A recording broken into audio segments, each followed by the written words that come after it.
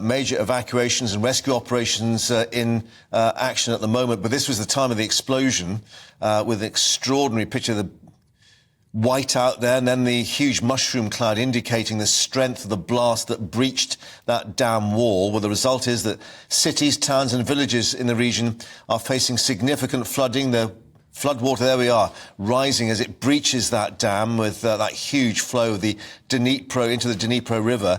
In response, Russia has accused Ukraine of the attack, while Ukrainian's President Zelensky tweeted a short time ago that Russia has been controlling the dam and the entire hydroelectric power plant for more than a year. It's physically impossible to blow it up somehow from the outside by shelling. It was mined, he said, by the Russian occupiers, and they blew it up.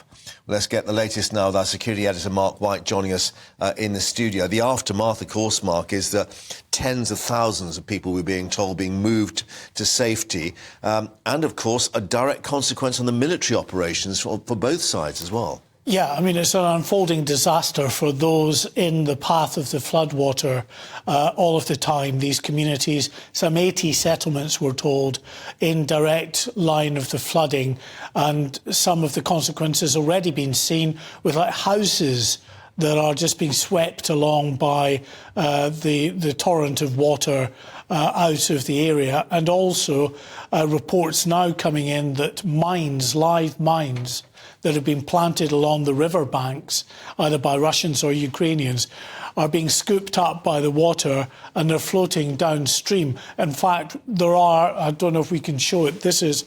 Well, we see this house on the houses being floating down. But we also have some video taken on a mobile phone that shows the moment that one of those mines that's been floating down the water explodes as well, which gives an indication of the dangers to those people. This is that footage now, Mark. You see in just a second, there's an explosion.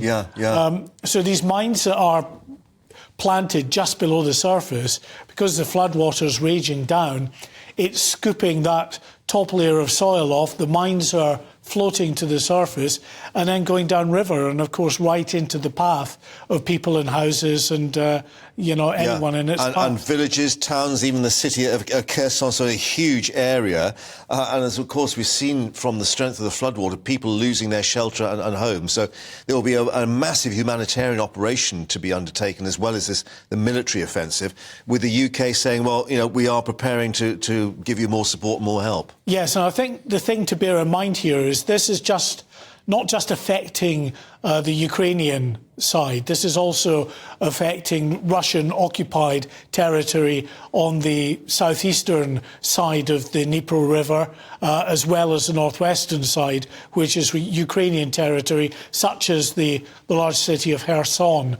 Well, the town of Kakova, where the dam gets its name from and the reservoir gets its name from, is also under many feet of water as well, with thousands of people in that region being evacuated. So it's not just affecting the Ukrainians, it's also affecting those in the Russian-held areas. Yeah,